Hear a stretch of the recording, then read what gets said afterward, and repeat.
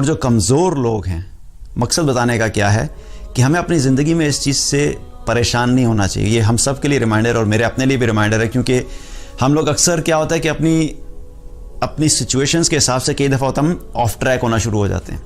और परेशान होना शुरू हो जाते हैं कि यार अगर ये स्टेटस नहीं रहा, माल नहीं रहा, ये सब घर ऐसे नहीं रहे, ये लाइफस्टाइल नहीं रहा, तो हम क्या करेंगे। तो ये अपने आप को याद कराना है कि अल्हम्दुलिल्लाह अल्लाह ताला ने हमें एक ऐसा दीन दिया है कि जिसमें अगर आप मसाकीन वाले लेवल पे भी चले गए तो आपका मुकाम मजीद बुलंद हो जाएगा। क्योंकि हमारा टारगेट क्या है कि हमने अल्लाह को राज़ी करना है,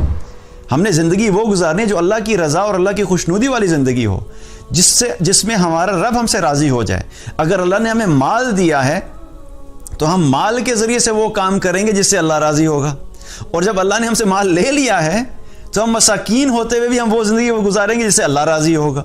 तो एक ईमान वाले की ज़िंदगी का फोकस हमेशा यही रहता है कि वो जिस सिचुएशन में भी है, अगर अपर क्लास में है तब भी अल्लाह की रज़ा के लिए मेहनत करनी है, अगर मिडिल क्लास में है तब भी अल्लाह की रज़ा के लिए मेहनत करनी है और कोशिश करनी है, और अगर लोअर क्लास में है तो तब भी हमने अल्लाह की रज़ा के लिए मेहनत करनी है और कोशिश करनी है। तो हमारा मकसद ज़िंदगी तो कहीं भी चेंज नहीं हो रहा,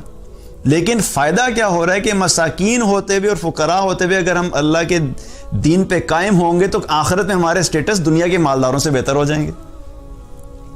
और आप सल्लल्लाहु अलैहि वसल्लम की मिसाल हमारे लिए इस चीज़ में बहुत वाज़ेह है और बहुत ही, अगर हम नबी सल्लल्लाहु अलैहि वसल्लम की ज़िंदगी की तरफ देखें तो आप सल्लल्लाहु अलैहि वसल्लम ने जो ज़िंदगी गुजारी वो बिल्कुल मसाकीन वाली ज़िंदगी गुजारी, और ऐसी ज़िंदगी गुजारी कि हमारे आजकल के मसाकीन भी वैसी ज़िंदगी नहीं गुजार सकते। हज़रत आयशा रज़ी अल्लाह अन्हा फरमाया करती थी कि हमारे ऊपर ऐसा वक्त भी आता था कि 2 महीने तक हमारे घर में चूल्हा नहीं जलता था और हमारा गुजारा सिर्फ पानी और खजूर पे होता था। चूल्हा तो उस वक्त जलेगा ना कि कोई ऐसी चीज़ होगी जो पकाने वाली होगी। चूल्हा हम किस लिए चलाते हैं?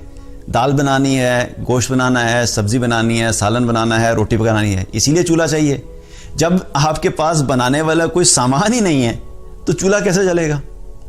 तो इससे क्या पता लगता है 2-2 महीने तक नबी सल्लल्लाहु अलैहि वसल्लम के घर में कोई ऐसा सामान ही नहीं होता था कि जो चूल्हा जलाया जाए, जिसको बनाया जाए।